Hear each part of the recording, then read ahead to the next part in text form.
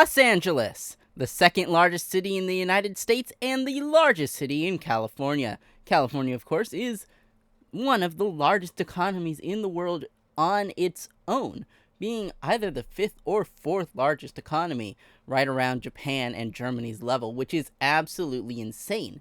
But one thing that might strike you when looking at Los Angeles is that its downtown is very small, and the city is immensely spread out. In fact, Los Angeles has one major problem that it is known for the world over: traffic. With a population of nearly 4 million and a metro area population of nearly 13 million, Los Angeles is crowded. And the worst part is almost all of that population goes throughout the metro area using the roads. Now, normally, this would be a good thing for a city, that it has a large population that can move around quickly, especially since Los Angeles was made with a streetcar network and public transit in mind.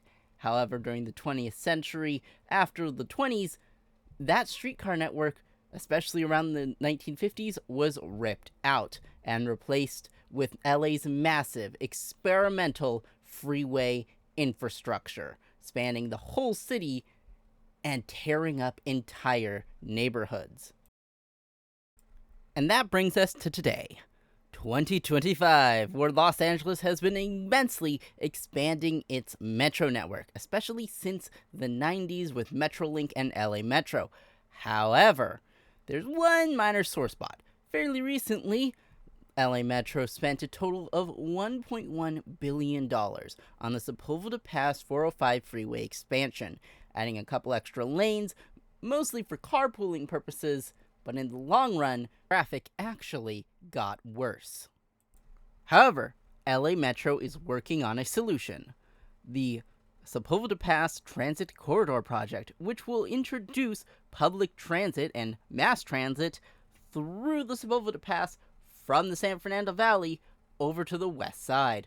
This is a huge opportunity to reduce traffic time and to reduce emissions through that corridor. Not only that, but if you go with the correct alt, which in my opinion is alt 4 or 5, then you can actually have college students in the San Fernando Valley not clog up the 405 freeway and take them directly to UCLA.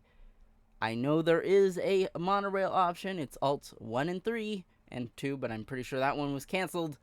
But the monorail was essentially introduced to kill the project and to stonewall any good, full-on, heavy rail public transit that's flexible and able to be used into the future. Now, you might be wondering, why would I want a heavy rail or public transit through this corridor? Just widen the freeway. Well, if you didn't know, and as I've alluded to throughout this video, induced demand is the reason. Now, induced demand is essentially a variant of, if you build it, they will come, which isn't always true. However, when it comes to car infrastructure, when you build out more car lanes, more drivers will want to use those lanes. And extrapolate that over a period of time, and you end up right back where you started as far as transportation goes. In fact, as with the 405 expansion, you get worse travel times. Now, in this case, it's only been a minute increase in average time. However, that's still over $1 billion spent just to make traffic slightly worse. Whereas if you actually build a public transit network, that through traffic that would go to that freeway is instead taking the public transit, reducing the amount of cars on the road and therefore reducing travel times.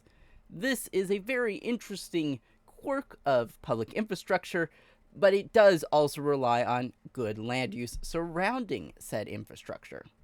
However, Los Angeles is a very old city. Well, not very old by European standards, but by American standards, pretty old and has incredible bones.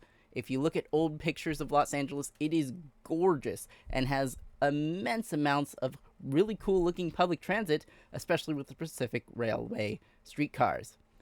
Thank you all for watching. I hope you were mildly informed by this video, and if you want more content like this, please leave a like and subscribe.